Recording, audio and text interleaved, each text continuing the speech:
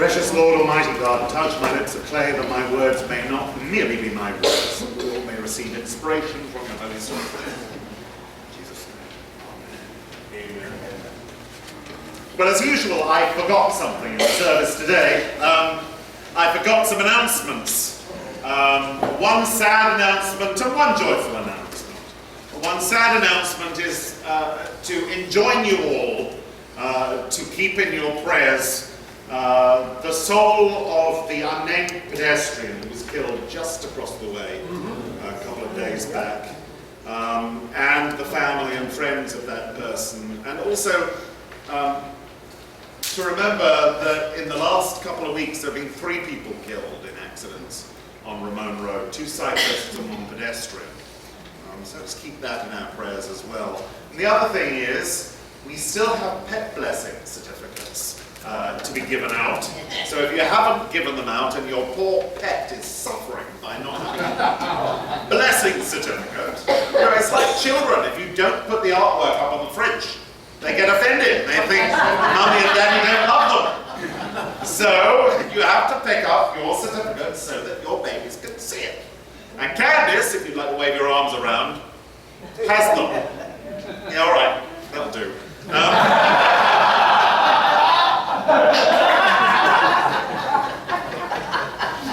Because I was running around like a headless chicken yesterday, I was saying to a member of the congregation that, I'm not sure whether I'm going to get a chance to write a sermon. And they said, oh, well, that's all right, it's going to be a long service anyway. So I'm keeping it short, because actually the sermon preaches itself. The Isaiah tying in beautifully with the gospel reading. But what are we actually talking about? Are we just talking about the assisting in physical problems? Are we talking about this vision of the future that Isaiah has when the mouth of those who cannot speak will be loosed and their tongue will be loosed and they will be able to speak, and when those who cannot hear will be able to hear, and those who cannot see will be able to see? Are we just talking about the physical? Well, surely not. Surely not. And what did Jesus mean when he looked up to God and sighed and then said, Ephphatha? Was he just talking about the opening of the disability of a single individual? Or are we being guided to look at the world in a different way? Instead of a narrow way of our physical lives and our social surroundings, when you look at St. Paul's writings and we start hearing about the early church being told off in no uncertain terms for the way that it treated people according to their wealth, then we are being guided towards that way of looking at the world, which is godly and divine, towards the man of heaven and not the man of dust, if you were here last week. The man of dust was being portrayed as Adam, the symbolic first human, and the man of heaven was being portrayed as Jesus, God and man joined together. And there is this dualism between the society that we make, which is restrictive and which is a thing of human invention, and this extraordinary kingdom, this dominion of God, which is there, underlying all things, and which we are being enjoined to see, to hear, to speak of, to touch, where ordinarily we are, in the most profound sense, deaf, blind, and mute. Many of us, if not most of us, go through our whole lives with virtually no self-awareness or understanding of the glories in which we dwell, or of our closeness with the very God that we were told about when we were small children. And we're miserable for it. Our lives are blighted because of it.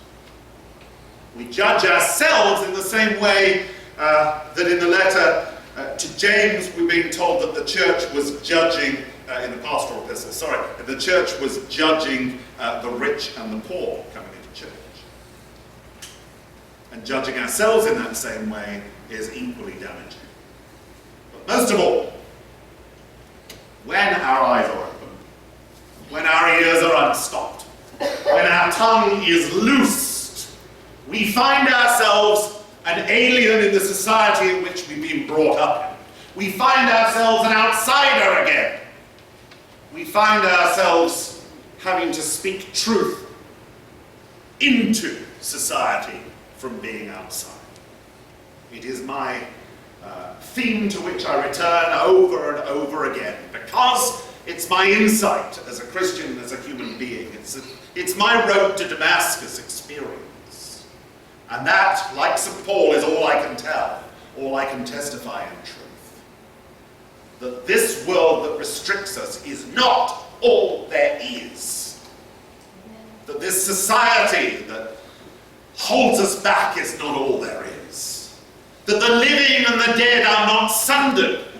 That we are not divided from those we love. That they are with us and they are here in the most profound way imaginable. Today, on All Souls Day, societies going back thousands of years have believed that the veil between the living and the dead becomes very thin, and that has been sanctified by the church over the millennia. So today, let us be open to it. Let us be prepared to feel and see things which our eyes have been closed to.